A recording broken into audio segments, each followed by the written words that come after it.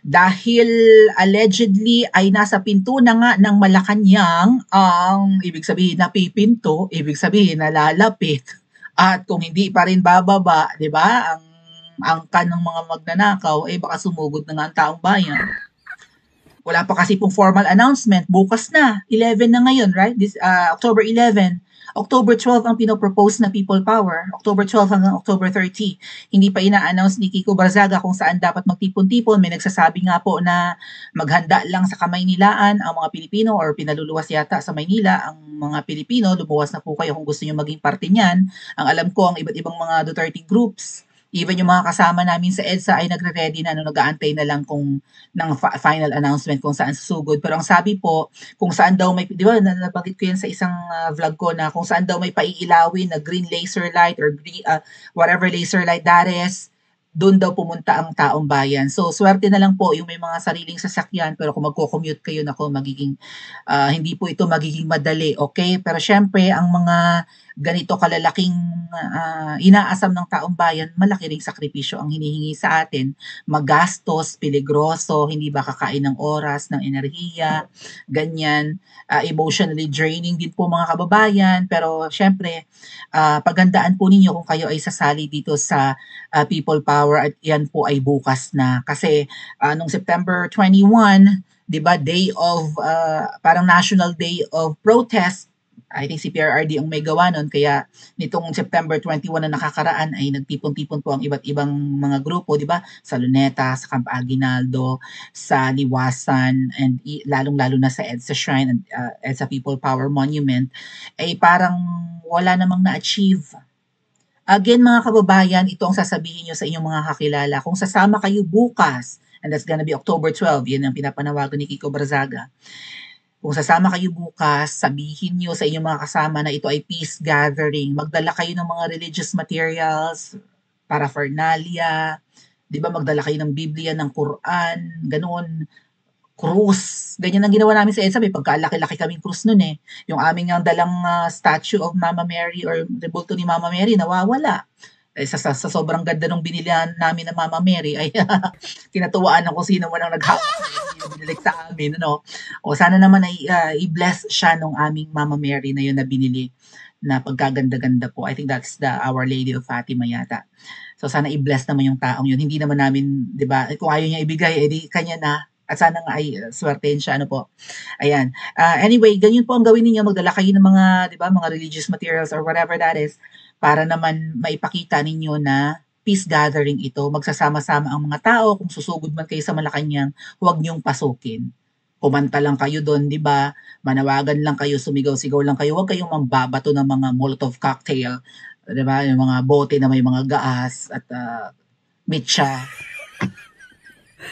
Alam niyo kung mag-iitipon-tipon ng mga Pilipino doon, for sure, kakabahan naman yung mga yun, hindi naman nila kayo pwedeng sagasaan, katulad na binabanggit ko, di ba? Pero sa pagkakarinig ko, right, kung gusto nila lumabas ng palasyo tapos nasa labas yung mga Pilipino nagtitipon-tipon, eh kung buhay yung mga camera nyo, naka-ready kayong mag-video, wag kayong magpasindak or maniwala kapag sinabing bobombahin kayo ng tear gas na baon kayo ng labakara or bimpo na pwede yung basain, pantakit sa mukha. Tapos may nagsasabi daw may signal jammer. Ay, Diyos ko po, normal yun na may signal jammer, palasyo yun eh. Okay, kung may mga i-detonate na mga bomba doon or kung gustong bombahin, ay kailangan po talagang may signal jammer doon. Alright? Where else? Ayun. So, ang gagawin nyo po, kung hindi nyo kayang mag-live, mag-record ng video, mag-picture, and lumayo sa lugar. A kilometer away would suffice, I guess, no? Kasi baka ganun lang yung kayang i-jam na signal ng mga jammer nila. So, pag lumayo kayo, may upload nyo na yung mga photos and videos na nakuha nyo doon. Okay? Yun yung sabihin nyo sa mga kilala nyo na gusto rin pumunta. At sa mga kamag-anak nyo, kung kayo man po ay nasa abroad, na mga gustong lumuwas sa Maynila or sasali sa People Power bukas. Pero since bukas na nga yan, balita ko mga kababayan, eh mukhang nagtatago na yung isa. Sino kaya ito? O, basahin ko lang yung pinost ni 167. Nasaan na yung post ni 167? Sandali lang po. Kasi ang sabi ni 167 mga kababayan ay mukhang nagtatago na raw ang Jubaing Jahas. Nasa London. Tama ba? Saan nakuha ni 167 yung info? Parang narinig ko to eh. Nasa London na raw ang Butod. Nauna nang umiska po, kakanta na ba siya ng Marcos Bridge is Falling Down? Wala na raw sa Pilipinas ang Jubaying Jahas. Bakit sa London? Oh, may post si Miss Maharlika, basahin ko ha. Medyo related yata ito sa pinost ni 167. Paki-follow po si 167 sa kanyang bagong YouTube channel mga kuya. Channel 167 2.0. So pinipin ko naman or nilalagay ko naman sa comment section ng ating live na ito and even sa mga recorded vlogs yung channel. Huwag niyo kalimutan na paki-subscribe po sa bagong channel ni 167. Kasama natin yan sa EDSA, isa sa matatapang na vloggers ng EDSA. And baka pumunta rin sila yan kung sa Malacanang man bukas gaganapin yung People Power or wherever it is. I think pupunta sina 167 at yung iba pang mga vloggers po.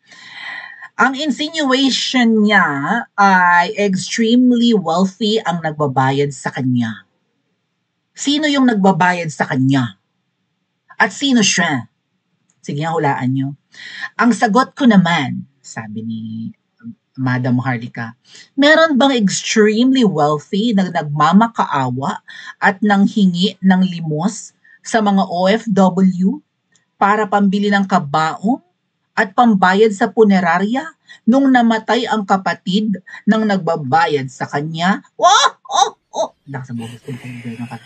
Julul, mga julul. Sabi ni Mother Dragon. Kasi nung namatay yung kapatid ni Melionario, bakit, sino nga yung kapatid niya? Ang alam ko, ang kapatid ni Melionario ay naging kasamahan namin sa media. Naging katrabaho namin sa isang radio station. Ibang program lang. Tama ba? Hello sa mga matatagal ng followers. So yung program nila, I think 8:30 ng umaga hanggang 10:30. Ang amin naman po ay 12 o'clock nung kami ay nasa media pa ni Attorney Nick Nangit. Ayan. So, itong tinutukoy ni Miss Maharlika na binabayaran ng isang extremely wealthy individual, I think she's pertaining to Taning, right? Kay Taning Pinoy. Mortal na kaaway rin ni Miss Maharlika. Miss Maharlika, alam mo isa sa pinagtataka ko, bakit ka inaatake ng Team Alpotera at ng mga double agents? Kayo ni Spokes Harry Roque. The same way na inatake ka noon ni Taning. Hindi kaya itong mga Team Alpotera at double agents ay mga recruit ni Taning? And mga protege ni Taning? Mga apprentice? Hindi kaya? So, extremely wealthy raw ang nagbabayad kay Taning. So, pinagmamalaki ni Taning ito na meron siyang patron na apakayaman. Kasi sa pagkakaalam ko mga kababayan, mayaman talaga yung kapatid ni Melionario na part din ng media na pinagtatrabahuan namin dati. Pero nung namatay yun, nanulisit na si Taning. Nanulisit nang hingi pa ng pambili daw ng kabaong at punerarya. Ang tingin ko dito mga kababayan ay hindi naman mahirap kasi parang tinuring na anak-anakan yan si Taning nung nasirang kapatid ni Melionario. Kilala niyo si Melionario? Yung sa tayaan ng numero. So, may kaya naman yung namatay na yun at parang anak-anakan niya si Taning. Parang ampo na nga niya si Taning. Parang mentor yun ni Taning Parang teacher ni Taning, ganun. So, parang akay-akay si Taning noon nung kapatid ni Melionario na nasa media. Kasi nga, syempre, matanda na yun. Tapos si Taning, bagong pasok sa mainstream media na dati namin pinagtatrabahuan ni Attorney Nick. From being, di ba, a social media blogger na may 2 million followers. Hindi kaya Miss Maharlika yung tinutukoy mong extremely wealthy or tinutukoy ni Taning na extremely wealthy na patron niya ay ang Jubaying Jahas? Or maybe yumaman na rin talaga si Melionario. Baka Belionario na siya Kasi katakatakang mayat maya may nananalo sa loto mga kuya. Every other day may nananalo milyon-milyon. Right? Tapos hindi natin alam kung sino ang winner. Tapos si Taning, once in a while, dumadating ng basta kahit anong oras sa Pilipinas, bigla na lang makikita natin sa Pilipinas or nasa Pilipinas na pala. Pagbalik ng UK, ang dala-dala 100 kilograms luggage Ay di ibig sabihin naka-ano siya, no, ano ba yan, naka-coach, right? Or ano siya, ano ang tawag? He flies coach. And ano ngayon, nalimutan ko na yung tawag. Yung mahal, yung triple yung presyo ng ticket. Comment nyo sa comment section. Na may allowance na 100 kilograms baggage. Ano ang dala-dala mo taning from the Philippines na 100 kilograms? First class. Thank you po. So, di ba? So, hindi kaya, kasi si Taning ay nag-aaral ngayon sa London. Business class. First class, business class. Business class pa yung triple yung presyo from the economy. Never ko pang naranasan mag-business class, mga ating. Kaya kapag sumasakay ako ng Emirates, pagbaba ng lahat ng pasahero, umuupo ako doon sa business class na nagpipicture-picture ako doon. Eme-eme na doon ako nakaupo. Yung para-paraan tayo, di ba? With selfie sa kapag-upload nga ng picture ko ng mga flight attendant ng Emirates. Diyos ko. Anyway, yeah. So, kung si Butod ay nasa London, at si Taning ay pabalik-balik ng London dahil nag-aaral daw or baka may mga hinahakot from the Philippines, may nababalitaan pa naman tayo na di ba yung mga nagpapapalit ng dollars sa Oslo, Norway? Shoutout sa mga nasa Europe.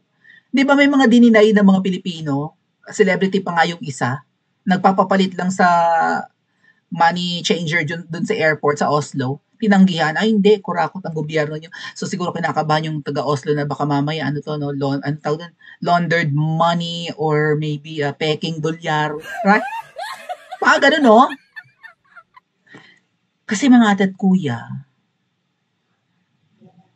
paano kung may mga na-retrieve na mga tagong yaman ang pamilya ng mga adik sa US at yung kanilang trip ay pabalik naman ng Pilipinas, pwede kayang may mga naiuwi silang mga crates ng mga dolyar kasi tuso ang mga kano, di ba? Kung dollar deposits yung nakasube or nakatagong yaman ng pamilyang Magna, hindi nila ibabalik yung gold deposits.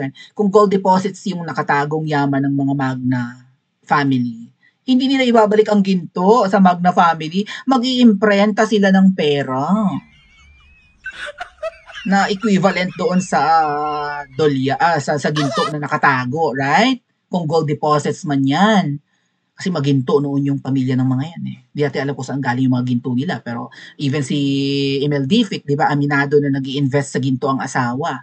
O, yung binenta nating ginto, mga ate at kuya, meron pala tayong 25 metric tons of golds binenta sa panahon ng Iwi. Maginto pala ang Pilipinas eh. Nung matatapos na yung administrasyon ni Ngoy-Ngoy noon, di ba, napabalita si Drilon, si Dilima, I think si Pangilinan din. Di ba, bago matapos ang administrasyon ng Ngoy-Ngoy, bago si PRRD, napabalita na may ipinuslit ng mga ginto from Central Bank at ibibenta sa, I think, saan ba? Somewhere in Southeast. Right? May ipupuslit na ginto from the Philippines. Nakalagkan doon ang pangalan ni Dilima, ni Drilon, mga dilaw. Naharang lang daw po ang balak na ibentang ginto ng Pilipinas. Hanapin ko yan para sa susunod nating live. Okay? And maybe lagay ko sa notepad para di ko makalimutan. Sandali. Ano nga yun? Golds. Okay. Alright. Okay. So, hindi kaya totoong nasa London na ang Jubaing Jahaz at baka marami na siyang naipasubi doon sa tulong ni Taning? Hindi kaya si Taning ang naghahakot ng mga nakamkam? Kung hindi man nakamkam yung mga mga na-defrost na ng mga assets? Hindi kaya ganun yun, mga tatuya? Ano ba yung mga tatlong bansa na safe haven daw for ganito, for foreign accounts? Of course, number 1 dyan, Switzerland, right? May mga Swiss accounts naman ng pamilya eh. Number 2 dyan, mga ate at kuya, ay Singapore.